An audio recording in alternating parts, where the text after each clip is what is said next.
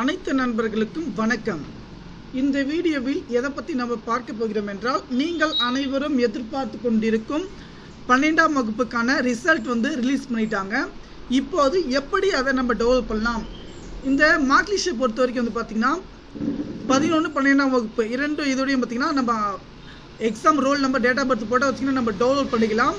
இப்போ எப்படி டெவலப் பண்ணுறதுன்னு பார்த்தீங்கன்னா, இங்கே நம்முடைய ரெஜிஸ்டர் நம்பர் பார்த்தீங்கன்னா நம்ம போட்டுக்கணும்.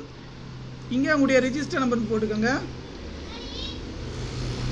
ரெஜிஸ்டர் நம்பர் போட்டுட்டு உங்களுடைய டேட் ஆஃப் பர்த் போட்டுக்கோங்க. அதே போல் இந்த மார்க் லிஸ்ட் எதுக்கு யூஸ் ஆகுதுன்னு பார்த்தீங்கன்னா, காலேஜ் சேருவதற்கு யூஸ் ஆகும். இங்கே பார்த்தீங்கன்னா உங்களுடைய இயரை போட்டுக்கோங்க. இயரை போட்டுட்டு அதே போல் பார்த்தீங்கன்னா டேட் ஆஃப் பர்த் மந்த்து போட்டுக்கிட்டு டேட் போட்டுக்குங்க. அதுக்கப்புறம் பார்த்தீங்கன்னா இங்கே எத்தனை இருக்குது, 23 போட்டுட்டு நம்ம சர்ச் பண்ணோன்னு பார்த்தீங்கன்னா நம்முடைய மார்க் லிஸ்ட் பார்த்தீங்கன்னா நமக்கு பார்த்தீங்கன்னா டவுன்லோட் ஆகிடும்.